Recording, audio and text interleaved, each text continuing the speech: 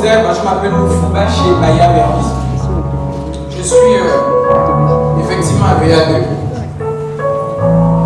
Je bénis le Seigneur pour ma présence ici, je bénis le Seigneur pour l'ensemble des responsables de cette église, en tête desquels le pasteur, et l'ensemble du conseil, et aussi du bureau de JPC qui a bien voulu me faire la grâce d'intervenir ici. Comme il le disait tout à l'heure, j'ai pour mentor le révérend André Philibert, qui me fait beaucoup confiance et qui me donne beaucoup de responsabilités dans ce sens. Mais en même temps, il y a le pasteur Jonas Congo qui est mon père. Et donc, vous pouvez vous rassurer, Dieu agit avec des jeunes. Amen. Le thème de notre séminaire, c'est pas avec la force que tu as, dans un objectif de dominer, de régner, et même d'assujettir. Alléluia. Dominer, régner et assujettir. Donc aujourd'hui nous sommes à jeudi, demain nous prendrons un autre jour et ensuite nous terminerons le samedi. Je suis accompagné de mon frère bien-aimé Yohan qui va également intervenir tout au long de ce séminaire. Amen. Il va intervenir dans le programme, il est dit que je prêche aujourd'hui et demain aussi. Et ensuite il va prêcher le samedi. J'ai lu une parole que notre chante tout à l'heure a dit. Elle disait que Christ est en nous et nous sommes en Christ. Christ est en nous et nous sommes en Christ. C'est une des thématiques que je vais aborder tout au long de ce séminaire et particulièrement demain. Aujourd'hui, on va faire juste une introduction. Et je veux peut-être prendre un peu de temps, et quand je dis un peu de temps, ça peut faire 45 minutes ou 1 heure. Mais je prendrai un peu de temps par rapport à ce que nous aurons dit. Donc on va mettre les bases aujourd'hui, d'accord? On va lire la parole de Dieu. Et on va continuer. Donc le thème que je vais aborder aujourd'hui, le sous-thème c'est va. Tout simplement va, et tu mets un point d'exclamation. Va. Avec point d'exclamation. Un des textes que nous avons pour base, c'est bien sûr juge. Mais aujourd'hui, nous voulons essentiellement nous appuyer sur Genèse chapitre 1. Je disais tout à l'heure que le thème c'est va. Alléluia. Va.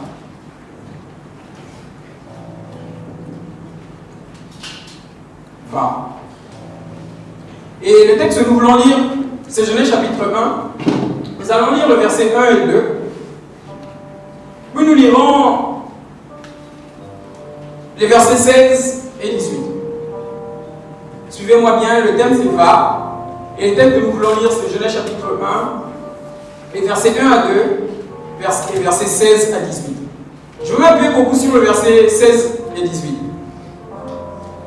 Alléluia.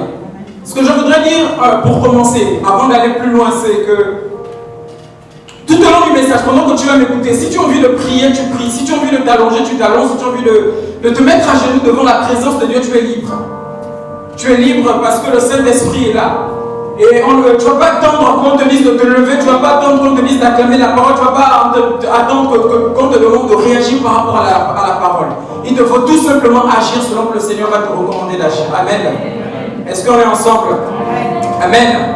Ok, quelqu'un pour nous faire la lecture, j'ai un petit défaut, je n'aime pas lire moi-même les textes quand je prêche. Allons-y, quelqu'un peut lire? Genèse chapitre 1. Genèse chapitre 1. Oui. Verset 1 à 2, il est écrit: au commencement, Dieu créa les cieux et la terre. Oui. La terre était informe et vide, et il y avait des ténèbres à la surface de la ville. Et l'Esprit de Dieu se mouvait au-dessus des eaux. Amen. Donc la Bible dit au commencement, Dieu créait les cieux et la terre. La terre était informe et vide. La Bible dit qu'il y avait des ténèbres qui régnaient sur la surface de la ville, n'est-ce pas? Et ensuite, l'Esprit de Dieu se mouvait, n'est-ce pas? Quelqu'un a déjà lu le livre de Genèse chapitre 1 ici? Nous sommes au milieu jeudi, nous sommes d'ailleurs des JPC, donc on doit connaître la parole. Amen. Donc, la Bible dit la terre était informe et vide. Il y avait des ténèbres. Suivez-moi bien. Il y avait des ténèbres qui régnaient sur la terre. Et comme les ténèbres régnaient sur la terre, elle était informe et vide. Il y avait un problème sur la terre parce que la terre était informe et vide. Le mot hébraïque utilisé pour dire informe et vide, c'est tohu. Ça veut dire quoi? Ça veut dire qu'au temps où on lit ce texte, d'accord, il y problème de forme, d'accord, et un problème de fond. La Bible dit la terre était informe et vide, les ténèbres régnaient. Si la terre était informe et vide, c'est parce que les ténèbres régnaient. Et donc en ce temps-là, le problème de la terre, c'était un problème de fond et de forme. Donc Dieu va agir dans le but de résoudre le problème de fond et de forme. Ce que Dieu veut, c'est que l'on soit apte dans la forme et apte dans le fond. Donc Dieu va dire qu'au commencement, la terre était informe et vide, il y avait des ténèbres qui régnaient. En fait, la conséquence des ténèbres qui règnent au-dessus de la terre, c'est qu'il y a un problème de fond et de forme. Et la Bible dit que Dieu a créé le monde en combien de jours? 6 jours. Effectivement 6 jours, parce que le 7e il va se reposer. Oui ou non? Ouais, ce sont les textes qu'on emploie souvent. Souvent, il a créé le monde en 7 jours, non, en 6 jours, d'accord? Mais il s'est reposé le 7e jour, tout comme Jésus n'a pas passé 3 jours dans le tombeau, oui ou non? Il a passé 2 jours et puis le 3e jour, il s'est ressuscité. Il n'a pas passé 2 jours, 3 jours, il a passé plutôt 2 et le 3e jour? Oui ou non? Est-ce qu'on est ensemble? Est-ce qu'on est ensemble là? Donc la Bible dit que la terre était informe et vide, d'accord? Et vous voyez, Dieu a créé le monde en 6 jours. Et je vous ai dit tout à l'heure que le monde avait un problème de fond et de forme, n'est-ce pas? De fond.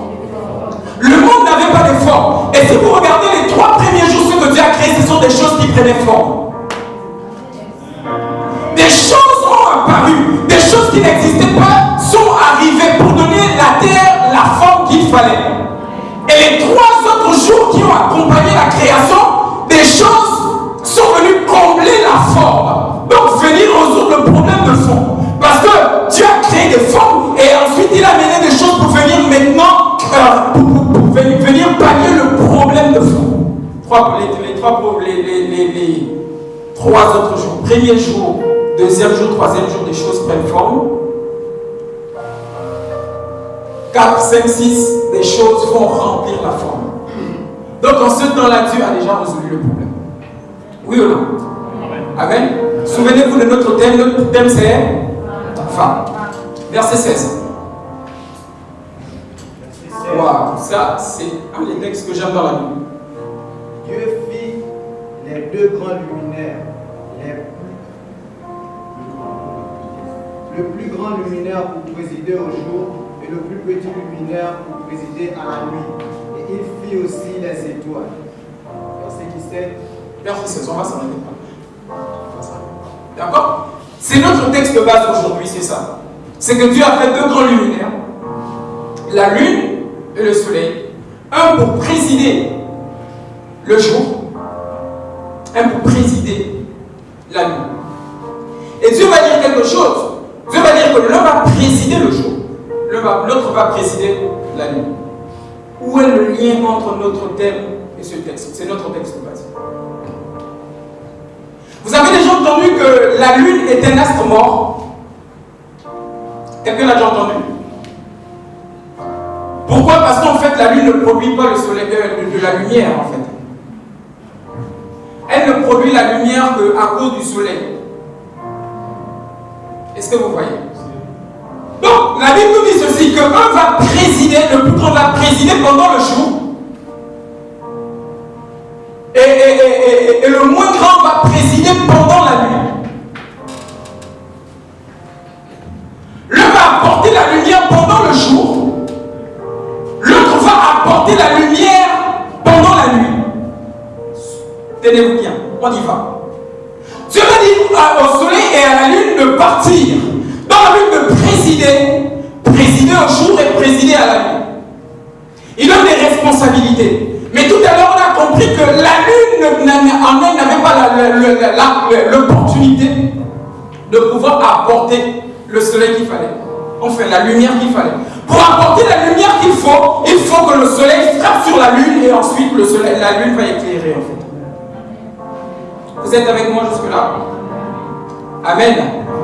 Quand on dit d'aller, en fait c'est une recommandation et c'est ce que Dieu a dit à Josué. D'aller, pourquoi? Parce qu'en ce temps-là, le peuple d'Israël est tenu captif par rapport à un peuple. Et Dieu va donc dire à la lune de présider pendant la nuit et le soleil de présider pendant le jour. Et tout à l'heure, on a dit que le soleil. En réalité, le soleil, la lune ne peut pas éclairer la nuit sans que la lune, le soleil ne donne la lumière nécessaire à la nuit. Oui ou non? Quelque part dans la Bible, il est écrit que Jésus est le soleil levant. Quelque part dans la Bible, il est écrit que nous sommes la lumière du monde. En réalité, on a dit, quand on identifie Jésus au soleil, d'accord, on dit que nous, en tant que chrétiens ici, l'on ne peut pas influencer sur la terre tant que nous ne sommes pas bien disposés par rapport à Jésus-Christ de Nazareth. Vous ne m'avez pas bien compris, je vais le lire autrement. En réalité, la lune a la possibilité, a la responsabilité de éclairer la terre pendant la nuit, alors que tout est ténèbres. Alors que les ténèbres règnent sur la terre, Dieu dit à ce temps-là à la lune d'éclairer, mais il dit à la lune d'éclairer, non pas d'elle-même, mais en étant bien positionnée par rapport au soleil. Je suis en train de dire à quelqu'un que ta source de motivation, c'est Jésus-Christ. Et Dieu te donne la responsabilité d'éclairer pendant la nuit, parce que c'est pendant la nuit que les ténèbres sont en train de recouvrir la terre. Et c'est en ce temps que Dieu te donne la responsabilité de diriger. Dieu ne dit pas que tu veux éclairer pendant le jour, mais il te dit pendant que tout va mal, alors que les jeunes manquent de repères, alors que les jeunes meurent de plein de part et d'autres en cherchant qui va me sortir de là. Dieu te dit que c'est en ce temps-là que tu as la responsabilité de diriger. Je suis en train de dire à quelqu'un, pour que tu éclaires bien, il faut que tu sois bien positionné par rapport au soleil, pour que tu agisses. Car il s'arrêtait par force, ce n'a pas été. Il faut que Jésus de Nazareth rentre en toi, te donne les ressources nécessaires pour que tu ressortes de là. Est-ce que quelqu'un m'entend ce soir? La manière dont tu réagis n'est pas proportionnelle à la révélation que tu reçois. Je suis en train de parler à mes jeunes. Ils doivent être revolutionnés par la parole. Dieu te dit que tu vas éclairer pendant la nuit. Oh, te dire éclairer pendant le jour, c'est trop facile. C'est quand c'est dur que là on voit la force de Dieu. Soleil de lune. Soleil de lune. Tenez-vous bien. Dieu ne donne pas à quelqu'un une responsabilité sans donner les ressources nécessaires pour accomplir cette responsabilité. Lorsque Dieu te dit d'aller, c'est parce qu'il voudrait que tu partes. Et Dieu ne te dit pas d'aller quand tout va bien, mais quand tout va mal. C'est alors que notre Dieu t'envoie pour que tu sois la réponse. Je suis en train de dire à quelqu'un que si tu es là, c'est parce que tu dois répondre à un besoin. Et le besoin, c'est en train de crier. Les jeunes sont en train de marcher par la rue cherchant l'évangile, cherchant des véritables chrétiens. En ce moment, ils cherchent, mais qui est véritablement jeune, qui est véritablement fils de Dieu.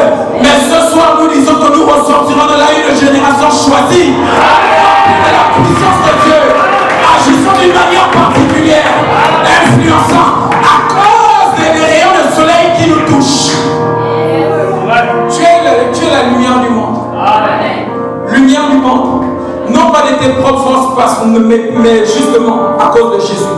Et si tu es là, ce n'est pas parce que tout va bien, mais parce que tout va mal. Ça ne sert à rien de t'apitoyer sur ton sort en disant que je ne peux pas faire ceci, je suis né d'une mauvaise famille et du reste. Non!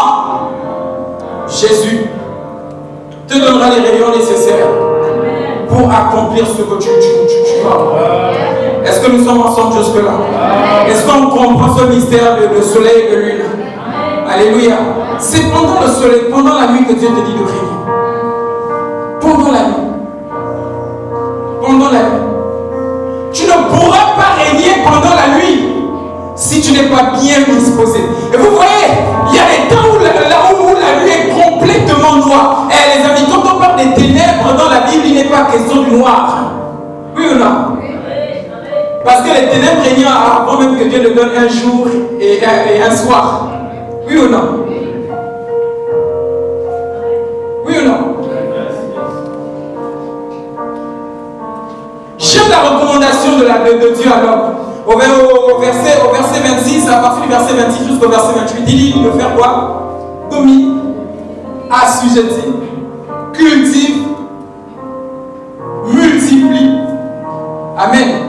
Mais j'ai une question à vous poser. Dieu va dire à Adam et Ève, nous sommes d'accord jusque-là, d'accord? Dieu veut dire à Adam et Ève d'aller dans le jardin, de cultiver, d'assujettir, ainsi de suite. Mais je suis d'abord étonné quand Dieu dit à Adam et Ève de pouvoir cultiver alors qu'ils sont dans un jardin cultivé même par Dieu lui-même. C'est étonnant ça.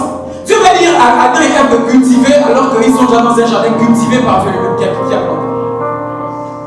Il y a quelque chose de mieux. La Bible va dire de dominer et d'assujettir. Alors qu'en ce temps-là, tout était bien, oui ou non? Tout était parfait. La Bible dit que Dieu a dit que tout cela était bon. Mais je veux vous étonner ce soir, tout n'était pas parfait. Parce que la Bible va dire, parce que Dieu va dire à Adam de dominer et d'assujettir. Quand on dit de dominer, ça veut dire faire asseoir son pouvoir. Quand on veut dire d'assujettir, ça veut dire de conquérir de nouvelles terres. Ce sont des mots de guerre, ça. Alors que le monde est en parfaite harmonie en ce temps-là, selon nous. Mais Dieu va employer des mots de guerre comme si le monde était dans la guerre. Effectivement, le monde était dans la guerre. Parce que le diable était là. Wow. Je vais vous expliquer quelque chose. En fait, ce qui semble être parfait en ce temps-là, ce n'était qu'au jardin d'Éden. Dans le livre que je suis en train d'écrire, le titre c'est œuvrer sur la dimension de son identité. Je dis ceci. Je dis que le marché des Kembo, ce n'est pas Kembo. C'est peut-être une partie de Kembo, mais ce n'est pas Kembo. Le jardin d'Éden, ce n'est pas la terre. C'est peut-être une partie de la terre, mais ce n'est pas la terre. En fait, la perfection que vous êtes en train de voir n'était pas sur l'étendue de la terre. C'était tout simplement en Éden. Et donc, quand Dieu dit de dominer, suivez-moi bien, quand Dieu dit de dominer, en fait, il est en train de dire, garde parfaitement ce qui est en Éden comme c'est. Mais là, quand il dit l'assujettir, ça veut dire transport ce qui est dans Éden au-delà des extrémités de la terre. Donc, il dit ceci. Pourquoi il dit ceci? En fait, parce que le diable est sur la terre avant Adam. Dans le livre d'Ézéchiel, la Bible dit, c'est sur verset 28, la Bible dit qu'il a vu, c'est plutôt Satan qui était un ange de lumière, s'est vu précipité sur la terre.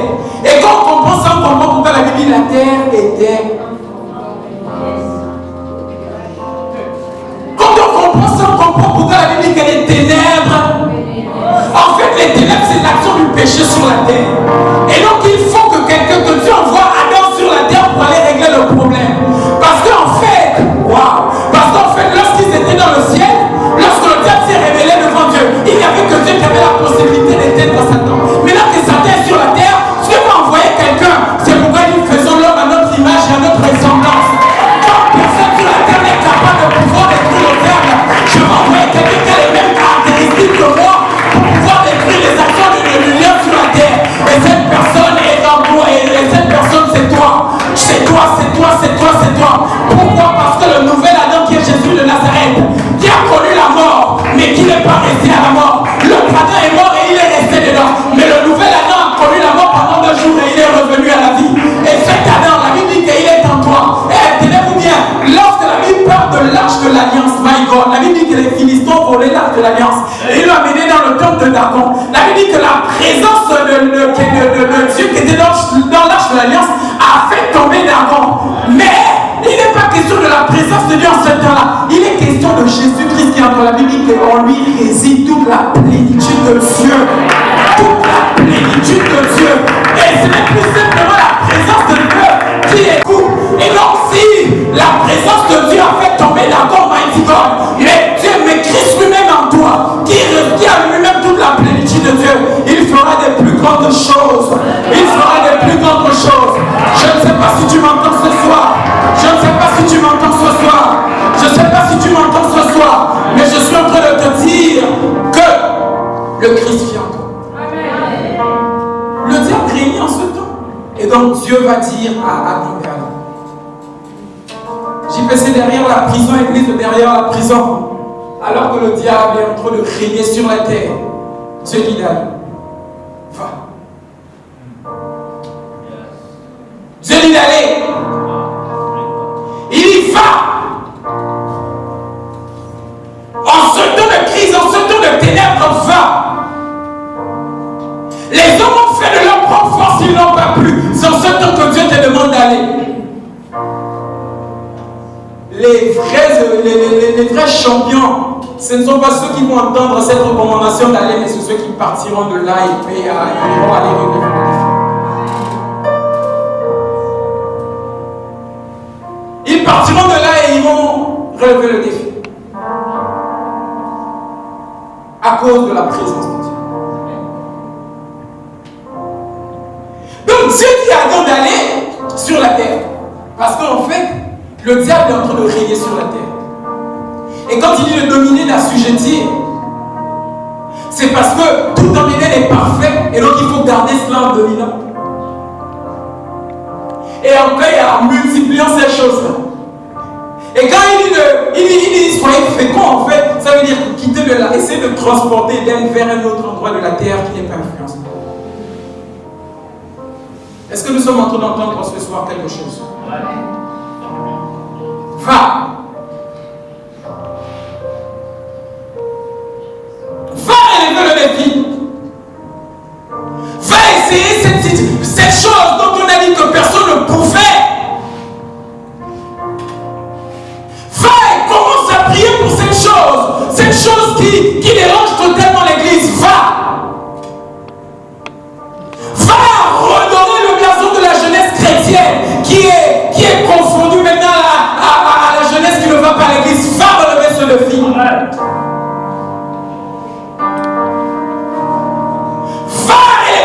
Ne passer toute une nuit en priant, ne pas attendre qu'on dise qu'il y a une veille de prière pour te mettre dans la prière. Va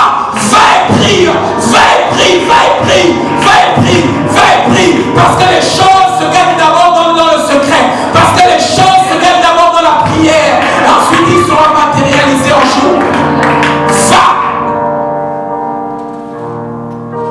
Va jeunesse, propage l'évangile, va comme un soldat de l'éternel et être le représentant de Dieu sur la terre. Va. Je suis étonné que les gens cherchent le Christ sur la terre alors que Dieu a dit les gens d'aller. J'aime quelque chose et la Bible dit ce que Dieu veut, ce n'est pas un groupe de personnes qui partent. Ce que Dieu veut, c'est qu'un homme ou une femme parte. Il dit je cherche un homme, mighty God. Il ne cherche pas un groupe, mais il cherche un homme qui se lève et qui se tienne à la brèche. Alors que tu vois, tu attends contenant que ça soit toute la jeunesse qui se lève pour commencer à prier. Dieu te dit non, il n'est pas question d'un groupe. Dieu agit seulement avec toi. Il a dit Adam, où es-tu? Il n'a pas dit vous êtes où? Dieu te dit ce soir que ce n'est pas le groupe que j'attends. Dieu n'agit pas dans la foule, il agit toujours avec une personne. Et cette personne, c'est toi. Tu n'as pas besoin d'attendre parce que le salut des autres dépend de toi. La transformation des autres dépend de toi. Le changement de ta famille dépend de toi.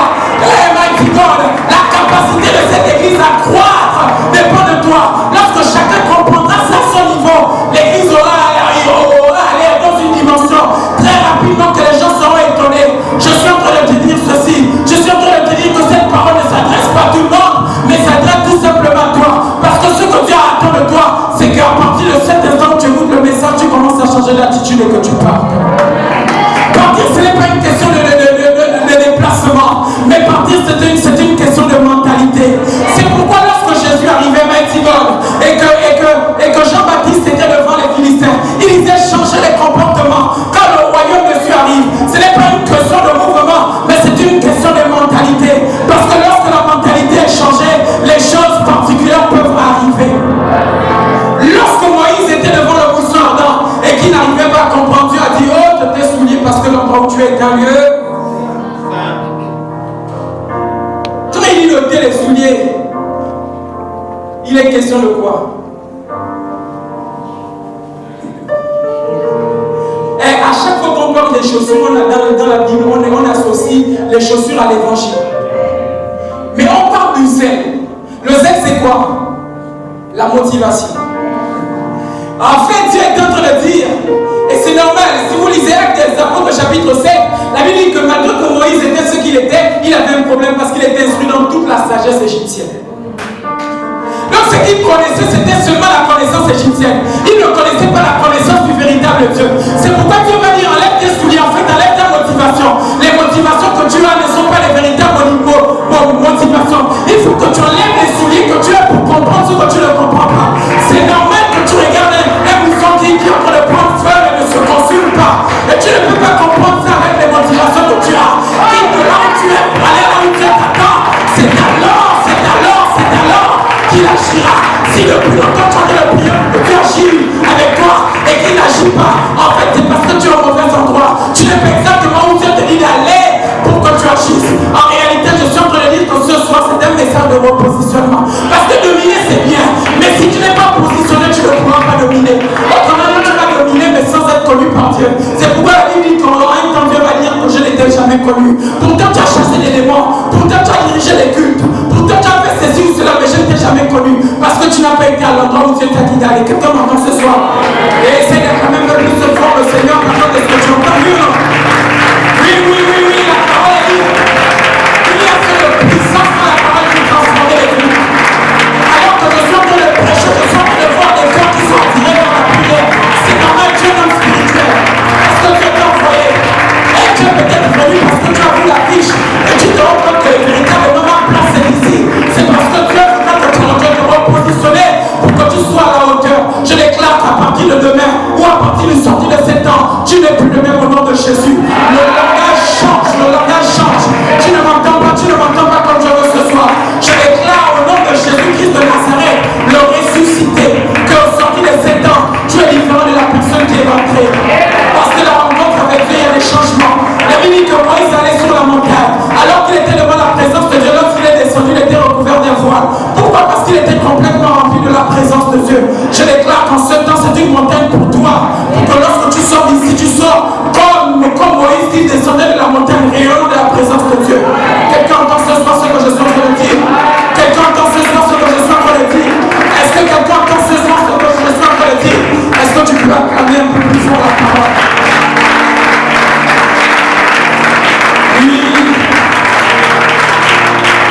Oui, je suis en train de dire, dès que le sujet qui vient déclarer les oracles de Dieu, je suis en train de te dire qu'il n'y a pas de différence entre Dieu et moi. C'est une question de positionnement et Dieu agira. Tout simplement, alléluia. Il y a des choses qui attirent Dieu. Il y a des positionnements qui attirent Dieu. Il y a plusieurs de mes enfants en Christ qui sont ici. Je dis que le jeûne n'est pas un moyen d'échange avec Dieu. Parce qu'il y a des gens, quand ils ont besoin de quelque chose, ils vont en jeûne et prière. Oui ou non? Mais bizarrement, tu sors de là, tu n'as même pas la résolution du problème pour lequel tu es rentré. Parce que tu te dis que le jeûne et la prière, c'est un moyen d'échange avec Dieu. Non, ce n'est pas ça. Mais je ne suis pas en train de dire que le jeûne et la prière ne sont pas importants. En réalité, le jeûne et la prière sont des facteurs qui favorisent la présence de Dieu à venir dans ta vie. L'illustration que je prends souvent, je dis, si on met un morceau de viande ici qui a fait une semaine, on n'aura pas appelé les mouches. Ils vont venir parce qu'ils sont attirés par l'odeur. En réalité, le jeûne et la prière, c'est un moyen d'attirer le regard de Dieu vers nous. Ce n'est pas un moyen d'échange, mais c'est pour dire à Dieu, regarde, je suis disposé par rapport à ce que tu dois faire. Je dis à quelqu'un que tu dois mettre à Dieu les conditions dans lesquelles tu es pour qu'il descende. Lorsque je lis le livre d'Exode, Mike Sikot, lorsqu'on lit la parole de Dieu, permettez-moi, on se rend compte que Moïse a eu 2 fois les tablettes de la loi. La première fois, il est monté, il est descendu, il a trouvé le peuple Israël avec le faudeur. La Bible dit qu'il a pris et il a lancé, ça s'est cassé. La particularité avec les tablettes qui étaient avec lui, c'est que Dieu lui-même avait écrit. Oui ou non? Dieu lui-même avait écrit. Et Moïse est parti la casser. Lorsque Moïse va remonter sur la montagne, Dieu va lui prendre les tablettes quand même travail. Et il écrit ce que je vais te dire.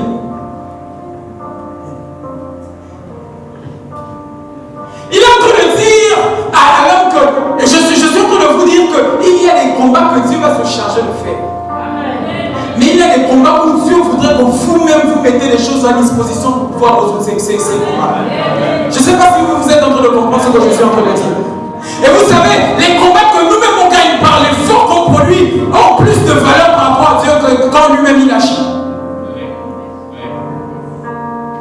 Et lorsque Moïse va descendre avec les tablettes de la loi, il va dire au peuple de se préparer et de collecter des offrandes pour me faire un temple. Dieu n'habite pas dans les mains, dans les temples fait les mains des hommes, oui ou non? Mais Dieu va dire à l'homme de faire le temple pour qu'il vienne. La Bible dit qu'ils vont collecter tout ce qu'ils avaient de précieux, de l'or, de tout ça, ils ont fait selon le modèle de Dieu.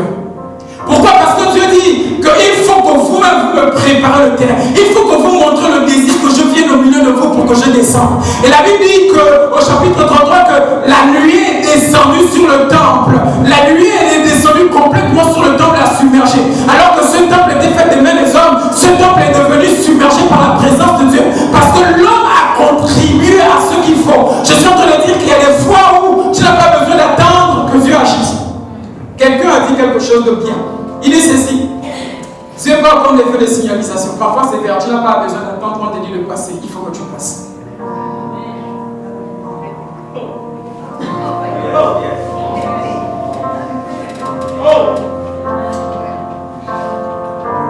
C'est vert et tu es là, tu es en train de te bloquer, tu ne veux pas avancer. Alors que le temps il est là, le temps il est là, le temps il est là. Ma soeur, c'est le temps où tu dois prier d'une manière particulière. Elle n'a pas besoin de faire des séminaires pour te dire que tu es une lumière. Le temps est favorable pour que tu comprennes que tu es une lumière. Et tu es une nouvelle création. Elle n'a pas besoin de te dire ça à chaque fois. Il faut que tu commences à comprendre ces choses et que tu bouges de toi-même. On n'a plus besoin que les responsabilistes sur le temps de partir. Je suis en train de dire à la jeunesse que le temps est maintenant venu où on doit se lever parce que Dieu a déjà disposé tout en notre faveur. C'est qu'il attend ce que l'on sorte de là où nous sommes pour qu'on aille à la conquête de ce qu'on veut. Dieu a besoin d'une armée qui se lève. Il a besoin d'une armée qui se lève pour conquérir cette nation d'une manière particulière. Ah, Dieu ce soir, ce lieu est d'une manière particulière en mouvement. Va, jeune, va, dépasse tes limites, va, jeune. Regarde, jeune, regarde. Dépasse tes limites, jeune, dépasse tes limites.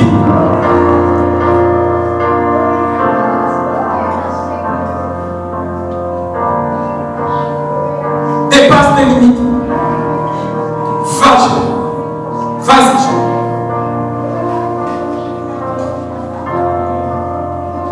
La Bible dit, vous dites que les temps, il y a encore 3 mois, 4 mois pour qu'on parte à la famille. Regardez les choses sont là. Vous attendez quoi? On attend le courage.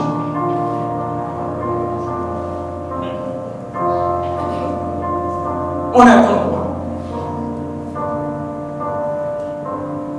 Fâche.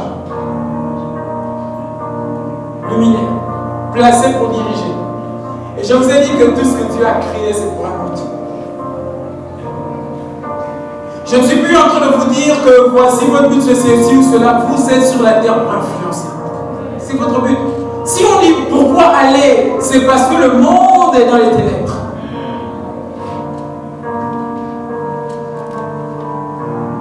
Et je suis en train de dire à quelqu'un que tu es la réponse à une prière. Toutes les fois où tu restes sans réagir, en fait, tu es en train de bloquer le processus de Dieu d'être accompli facile. Il faut qu'on bouge ce soir. Il faut qu'on bouge ce soir. Il faut qu'on bouge ce soir.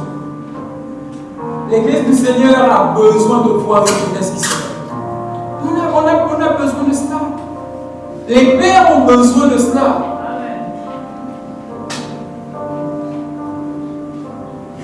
Faut pas suivre parce qu'ils sont en train de prêcher tout le temps. Ils ont besoin que des jeunes se lèvent pour pouvoir essayer de relever le défi. Comme le pasteur l'a dit tout à l'heure, moi je fais tout le temps, je me déplace avec mon papa. Mais des fois il reste celui qui traduit, c'est moi qui prêche. Tellement il a prêché tout ça. Il a besoin de former des personnes pour voir que ses parents, il a une relève.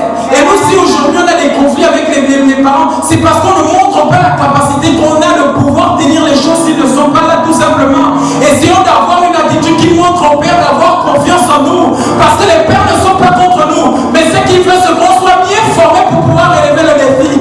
Et ce que je suis en train de te dire, c'est qu'on doit se positionner fidèlement pour donner au Père la possibilité de nous donner la possibilité d'agir sur la terre. Ils ne sont pas un frein pour nous. Ils sont la source de bénédiction pour nous. Jeunes, il faut qu'on aille.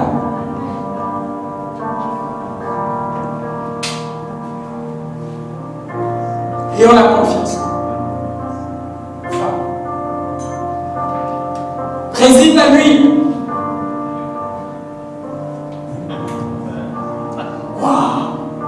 Ce que je comprends ce soir, c'est que si la terre reste dans le noir, c'est parce qu'on n'est pas positionné par rapport au Christ. Ce que je suis en train de comprendre ce soir, c'est que s'il y a encore des gens qui sont dans les ténèbres, c'est parce qu'on n'accomplit pas notre responsabilité pendant le temps qu'on nous a donné la responsabilité d'agir. Il faut que l'on parte.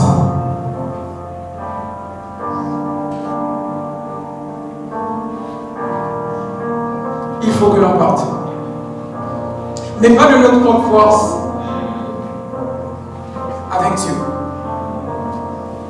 Ce que je suis en train de dire, c'est que quand on dit d'aller, Ce n'est pas que tu as cette envie et puis tu décides de partir. Non, je dis par rapport au Christ. Parce qu'il y a des gens qui vont dire demain j'ai eu l'appel, je dois faire ceci ou cela. Non, ce n'est pas une question d'appel, c'est une question de temps et de positionnement par rapport à Christ. Je n'ai pas besoin d'être pasteur pour le moment pour prêcher, oui ou non? D'autres veulent arrêter l'école pour être pasteur. Oui, tu l'as appelé, c'est normal. Mais est-ce que c'est le temps?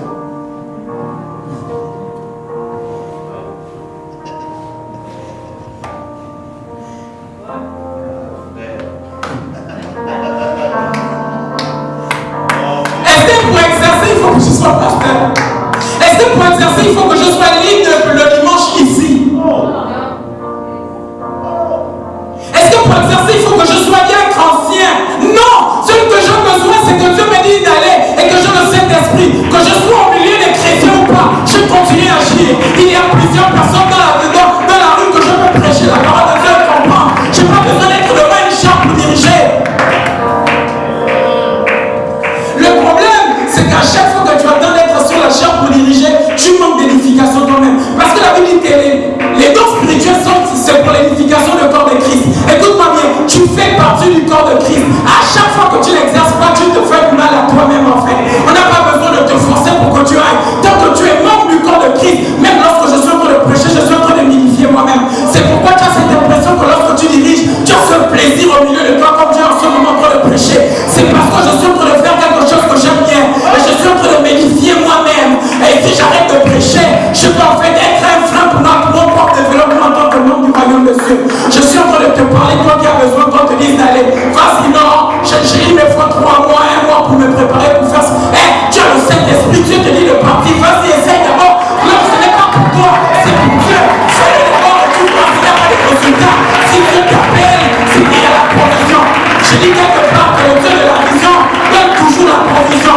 Et Dieu ne donne pas une responsabilité sans donner ce qu'il faut. Ce soir, je te dis que cet appel qui bouge en toi, il y a les ressources nécessaires pour agir. Quelqu'un m'entend ce soir, mais qui acclame le Seigneur alors et qu'on avance. Acclame un peu le Seigneur, s'il te plaît. Les acclamations que tu donnes n'est pas à la hauteur. Ils ne sont pas à la hauteur de ce que tu entends ce soir. Non, ce n'est pas une question de gens qui prêchent devant toi. C'est une question de la parole de Dieu qui est prononcée. La parole de Dieu n'a pas d'âge. Elle est puissante. La Bible dit qu'elle se suffit même pour changer les destins. Ce soir, les destins sont changés. C'est comme les sémences qui sont données à chacun pour relever les défis de cette génération. Reçois cette clé au nom de Jésus et prie, prie, prie, prie, prie, prie, prie, prie. Prie, prie, prie, prie, prie, prie. Prie, prie, prie, prie, prie maintenant. Prie maintenant, prie maintenant. Prie maintenant, prie maintenant. Au nom de Jésus-Christ de Nazareth, celui qui est rentré différent de celui qui sortira. Parce que la parole de Dieu a été prononcée. Il y a seule puissance dans la parole pour transformer les vies. Il y a seule puissance. Waouh, la parole de Dieu est vraie. Elle est esprit et vie.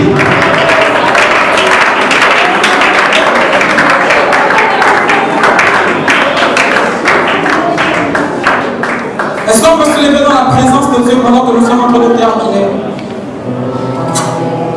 Non, ce n'est pas parce que c'est le premier jour qu'on va aller doucement. Non, ce n'est pas comme ça. La parole de Dieu n'est pas monotonne, elle est progressive.